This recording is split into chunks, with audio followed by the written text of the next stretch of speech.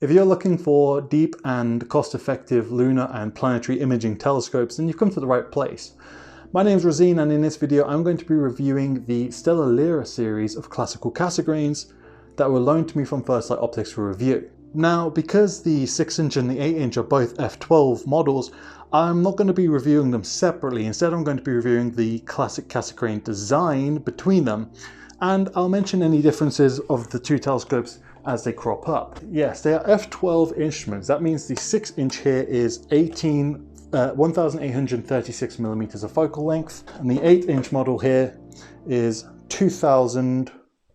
And the 8-inch model here is 2436 millimeters of focal length. Yes, I am mixing imperial and metric up.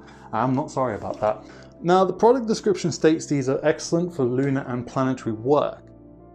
If you want to use these for deep sky astrophotography, however, then boy, do you need to make sure you've got some big pixels in your camera and you've got some solid guiding, because at f12, that's a very slow system. And even seeing some bright stars can be a bit difficult through this with a camera attached to it. Visually, it's really nice though. Now, f12 is what we'd call slow in the deep sky astrophotography terms. So this is when you're trying to take photos of things like nebulae and galaxy.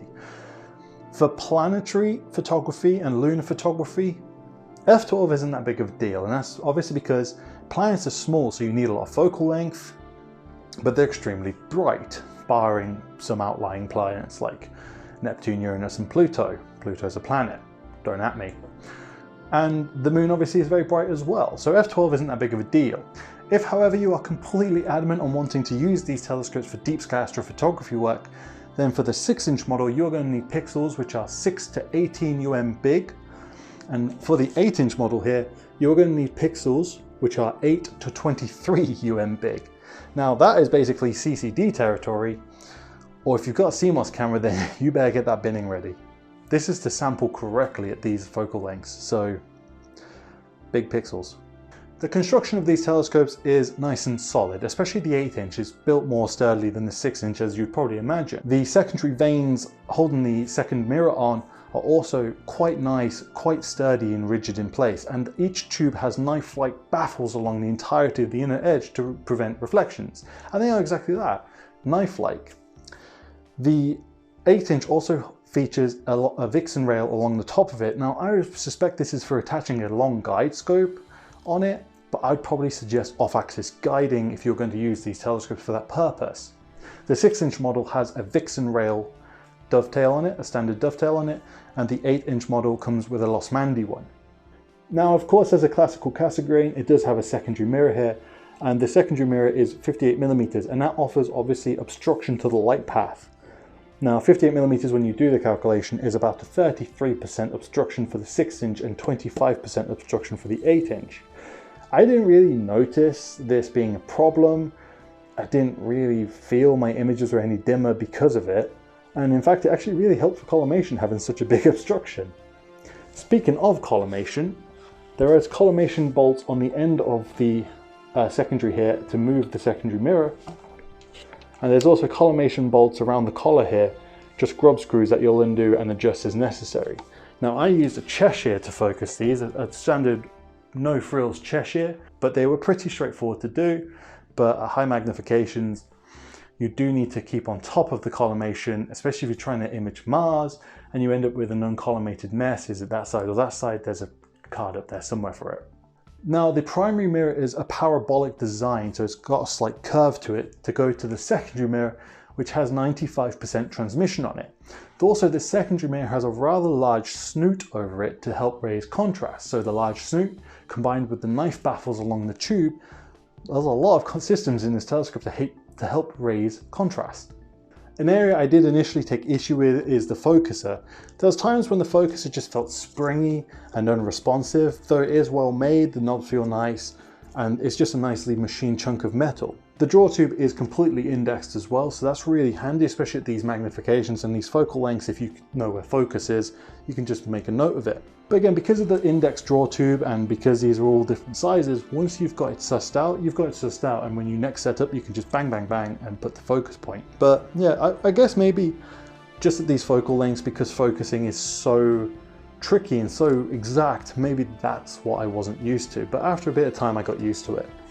Focusing was a bit of a nightmare. Now both telescopes come with these gorgeous machined rings. These are really nicely crafted for what they are. These were needed. Like at their native focal lengths, unless you reduce them, then the 8-inch model, I needed all 3 extensions, and I was basically at the entire full draw of the draw tube of the focus tube to reach focus on Mars and the Moon. Now for deep sky, I never tried the 8-inch in that setup.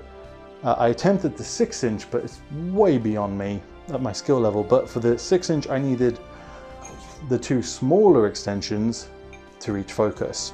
So these rings, they come in the kit for good reason. They are needed and you'll find use for it. Now to fit the extensions, you literally just remove the focuser off the telescope by undoing the silver ring, add your extensions as needed, and then just reattach the focuser. One thing I really like about the StellaLyra is the primary mirror seems fixed. Now what I mean by that is I've used a Cassegrain before, and to focus it, I think it feels like you're moving the mirror. I believe you move the mirror slightly to focus it.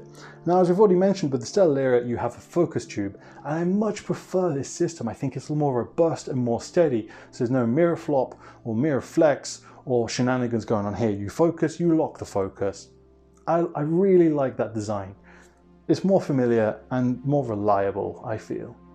The views were amazing, very good, very nice views. Mars was nice and resolved, and the moon was so bright I had to get a lunar filter. Regrettably, I couldn't see Saturn or Jupiter because of my house was in the way. So again, visually, for DSO, not great really, but for lunar and planets, I think that's going to be really good for a visual telescope if that is what you're extremely into looking at.